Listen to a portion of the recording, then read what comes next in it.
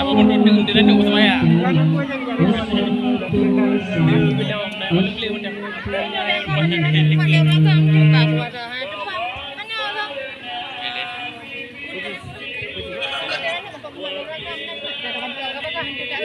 Dalam keadaan lah. Melek kat situ. Senang.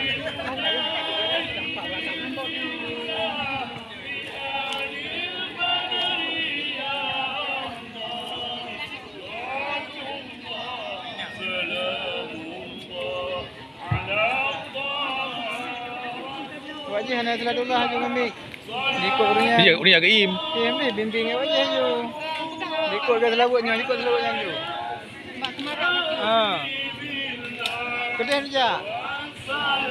Ni pemati ni pegang mana? Ni je kedai tu katrok ada ni je. Ni je katrok ada. Kalau selawutnya ikut. Ha? Iya man hanya di puan. Dia selawut tu mana ada bang ni. Ni pada ranuk tengok kita. Dah ada di puan lagi sudah puan.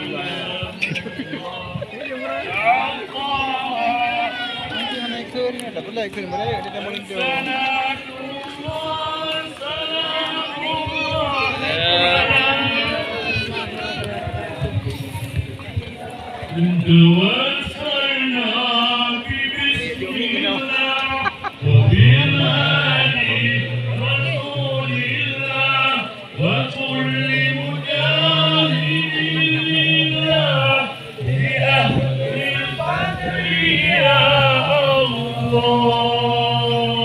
Assalamualaikum. Salam.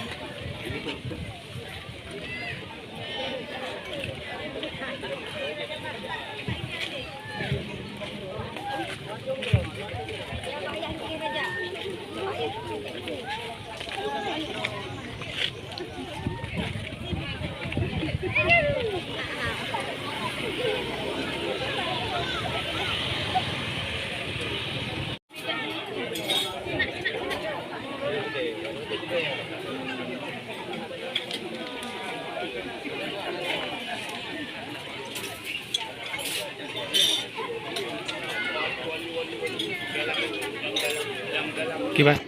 Sehat. Itu putih je bukan benar. Meter putih hujung mati. Mana kan dekat Doha Kaburi. Oh, pegah hirun tu. Kiban tu dah. Kan apa? Tunjuk gori. Lalu. Oh, kena ambil golong. Nyambil golong. Yang golong nak gede le. Ha, aku kudet pas tu. Rumah kena. Bukan lagi ni orang. Kena kau dalam kadang. Kau benar? Ketuk dengan rindu. Yang banyak. Belum mereka ni.